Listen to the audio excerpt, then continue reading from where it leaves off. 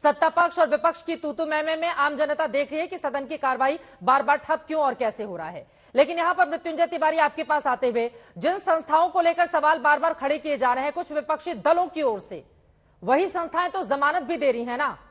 तो जब आपके पक्ष में फैसला आ जाए तो खुशी के लड्डू बांटे जाएंगे, अगर फैसला पक्ष में नहीं आए तो संस्थाएं सवालों के कटघरे में खड़ी हो जाती हैं। मृत्युंजय तिवारी जी, आज जमानत मिल गई ना आपके बड़े नेताओं को, देखिए तो फिर ठीक है सब कुछ।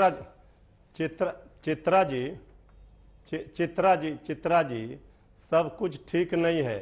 दाल में काला नहीं, पूरी दाल ही काली है। अभी हमारे बड़े भाई सुधांशु त्रिवेदी जी धुआंधार बल्लेबाजी कर रहे थे सरकार के पक्ष में, लेकिन रन बन ही नहीं रहा था, बल्ला घुमा रहे थे।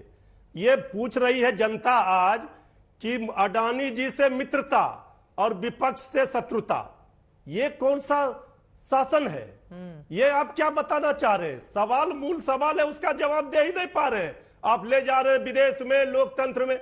ये इतना घुमाने की बात ही नहीं थी। सुधांशु जी, आप तो विद्वान प्रवक्ता है, इतना बता दीजिए कि आखिर अडानी जी पर आपकी सरकार की मेहरबानी क्यों है। अब रही जांच एजेंसियों की बात, जरा सा क्लोज कर दीजिए, हम सुना देते हैं आदरणीय प्रधानमंत्री जी क्या कह रहे हैं, सुन लीजिए।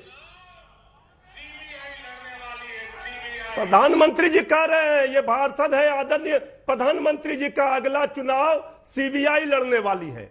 अरे जांच एजेंसियों का सब दिन हम लोगों ने सहयोग किया है आदरणीय लालू प्रसाद जी के परिवार ने, लेकिन ये जांच एजेंसियों का कौन सा चरित्र बना दिया? अगला चुनाव सीबीआई लड़ने वाली है। नरेंद्र मोदी का ये भाषण कब का है मृत्युंजय तिवारी जी?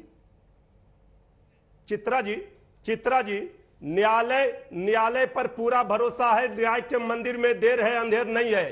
सत्य परेशान होगा, पराजित नहीं होगा। ये लड़ाई लंबी है और 2024 में फाइनल लड़ाई है।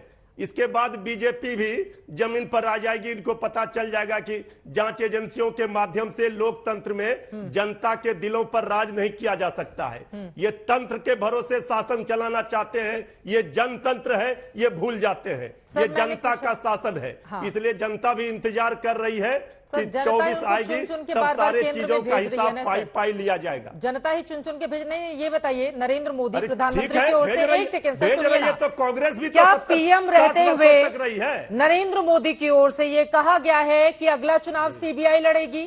और ये जो आपने ऑडियो सुनाया ये कब का है मृत्युंजय तिवारी जी? अब घालमेल मत कीजिएगा, सही बताइए कौन से साल का आप उनका बयान सुना रहे थे? जितने घालमेल नहीं कर रहे। हाँ, हमारा ये चरित्र घालमेल का नहीं रहा है। ये ऑडियो स्पष्ट कह रहा है। कब का है? अब जैसी जिसकी रहती है सोच। भाई हम तो कह रहे हैं कि आदरणीय प्रधानमंत्री जी हैं कि नहीं, वो बोल रहे हैं कि नहीं, ये नहीं बताइए आप। अगर नहीं बोल रहे थे ये बताइए सर। कुछ भी हमारे चैनल पे बैठकर आप नहीं चला दीजिएगा ना। देख लीजिए, प्रधानमंत्री रहते हुए क्या उनका इस तरह का बयान है? अगर नहीं है तो आपने ये क्यों कहा कि प्रधानमंत्री नरेंद्र मोदी ने कहा है कि सीबीआई अगला चुनाव लड़ेगी? क्या ये 2014 चुनाव के पहले का बयान है? सर इस तरह से तो नहीं चलेगा ना। ये फिर बिल्कुल इसी तरह से है जिसको लेकर बार बार राहुल गांधी पर भी सवाल पूछे जा रहे हैं। विदेश में जाके कहते हैं कि हिंदुस्तान की यूनिवर्सिटी में बोलने नहीं दिया जाता है, और आप लोग मीडिया को लेकर यहाँ पर कटघरे में खड़ा करते हैं। सर ऐसे नहीं होगा ना कि 14 के पहले का बयान लाकर आप बताएं कि पीएम मोदी ने इस तरह का बयान ही नहीं खड़े किए जा रहे हैं। आपने कहा जमानत मिल गई, जांच एजेंसियां जमानत नहीं देती है। न्यायालय न्याय करता है, न्याय के मंदिर में न्याय होता है। न्यायालय पर हम लोगों को भरोसा है। ठीक है, सब दिन न्यायालय का सम्मान किया गया। ठीक है। ये वीडियो आदरणीय प्रधानमंत्री जी या तो डायरेक्ट मुख्यमंत्री बने या डायरेक्ट प्रधानमंत्री बने। ठीक है, आपकी बातों पर सुधांशु जी कुछ कहना चाह रहे हैं, उसके बाद आनंद दुबे जी मैं फौरन आपके पास आ रही हूं। ठीक है सर, समझ में आ गया आपकी बात। अब सुधांशु त्रिवेदी जी।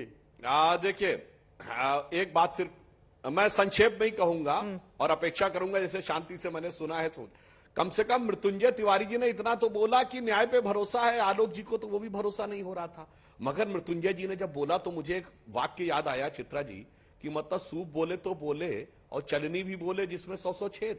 अरे भाई, लालू प्रसाद यादव जी जेल में कब गए? 1997 में। राबड़ी देवी 1997 अक्टूबर में बन गई मुख्यमंत्री। यानी तब तो मोदी जी छोड़िए, अटल जी भी प्रधानमंत्री नहीं बने थे और पर्ची फाड़ दे रहे मोदी जी के नाम की। मतलब गजब का तर्क देते लोग। जो लोग 1997 से जेल के अंदर बाहर आते जाते रहे और इनके खिलाफ केस कब दर्ज हुआ, जब जनता दल की पार्टी की केंद्र में सरकार थी, कांग्रेस से समर्थन थे। लालू यादव जी के बयान है कि वो कांग्रेस पार्टी को दोषी मान रहे थे, अब वो इनके लिए कहने लगे अरे भाई भ्रष्टाचार के अनगिनत आरोप आप पे पहले रहे। कांग्रेस पार्टी पे कितने आरोप, नरसिम्हा राव इनके प्रधानमंत्री के रूप में इतने आरोप झेले कि हटने के बाद कोर्ट में उनके खिलाफ प्रोसीडिंग चली। अरे भाई तब तो अटल जी भी प्रधानमंत्री नहीं बने थे, आज मोदी जी के ऊपर पर्ची फाड़े दे रहे हैं। चलिए मैं इनसे ये पूछना चाहता हूँ, ये जितनी पार्टियां हैं, चित्रा जी ये लोग तो बात इसमें से एक पार्टी का नाम बता दें जिसपे 2014 से पहले उनके नेता पे कोई ना कोई भ्रष्टाचार का केस सुधांशु त्रिवेदी जी बार-बार लोग यही कह रहे हैं ना कि सरकार चले गई, बिहार में उसी का दर्द है, बार-बार ईडी सीबीआई लगाकर परेशान करने की कोशिश कर रही है। अचानक से जांच में तेजी आ जाएगी 24 चुनाव के पहले और इतने सालों के बाद, तो पूछा जाएगा ना सुधांशु जी आपसे।